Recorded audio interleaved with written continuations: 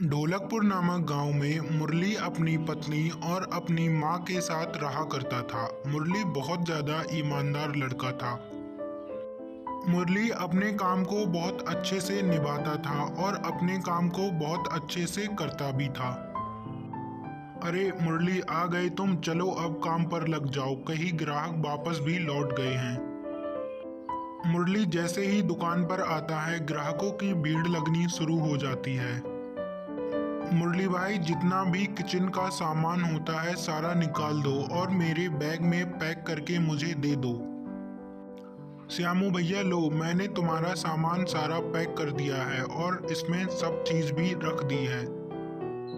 अब तुम घर जा सकते हो। श्यामू अपना बैग लेकर घर चला जाता है। शाम को मुरली भी अपने घर वापस लौट आता है।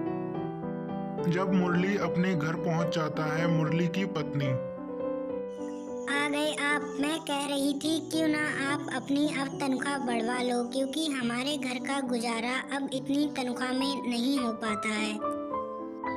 ठीक है, कल मैं सेठ से बात करूंगा कि मेरी तनख्वाह बढ़ा दे और कहूंगा कि सेठ, हमारे घर का इतने पैसों में गुजारा नहीं हो पाता है। ये सब बातें करके वो तीन खाना खाने बैठ गए और खाना खाने के वो तीनों सोने भी चले जाते हैं।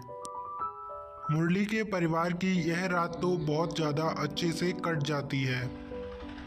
अगले दिन मुरली जब अपने काम पर चला जाता है, तब मुरली के घर पर मुरली की माँ से और मुरली की पत्नी से बहुत ज़्यादा झगड़ा हो जाता है। इस कारण मुरली की पत्नी मुरली की माँ की हत्या कर देती है। इधर मुरली अपने सेठ से कहता है, बताओ मुरली, तुम इतने उदास क्यों लग रहे हो, कोई बात है क्या? हाँ सेठ जी, कल मेरी पत्नी मुझसे कह रही थी कि अपने सेठ से कहो कि वह तुम्हारी अब तनख्वाह बढ़ा दे। मुरली, मैं तुम्हारी तनख्वाह तो नहीं बढ़ा सकता, तुम काम कहीं और देख लो। मुरली बेचारा निराश होकर अपनी पत्नी की बात को मानकर घर अपने वापस चला जाता है। आज मैंने सेठ से कहा था कि मेरी तुम थोड़ी सी तनख्वाह बढ़ा दो, तो सेठ ने मुझे अपनी दुकान से काम से हटा दिया है। मुरली, तो इसमें निराश होने की क्या बात है? मेरे पास एक और विचार है जो मैं करके देखूंगी। मुरली की पत्नी अपनी एक दोस्त के घर पर चली जाती है, जिससे वह पैसे उधार मांगने वाली थी।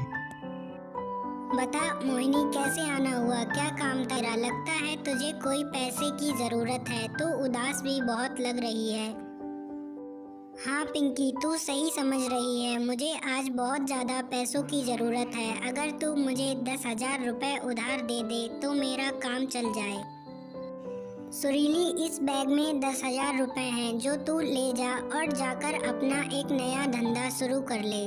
सुरीली पैसे लेकर चली जाती है। जब सुरीली घर पर पैसे लेकर पहुंच जाती है, तब अचानक से सुरीली की मरी हुई माँ चुड़ैल का रूप लेकर आ जाती है। बाजार में तू स्टॉल नहीं, मैं स्टॉल खोलूंगी। अब सुरीली का रूप लेकर चुड़ैल बाजार में अपना मोमोज का स्टॉल लगाने लगी। लोगों को तो वह सुरीली की नजर आती थी, लेकिन वह असल में चुड़ैल थी, तो लोग उसके यहाँ मोमोज खाने आ जाते थे। चुड़ैल इतने स्वादिष्ट मोमोज बनाती थी कि लोगों की भीड़ वहां से हटती ही नहीं थी। अब चुड़ैल के स्टॉल पर हमेशा भीड़ लगी रहती थी।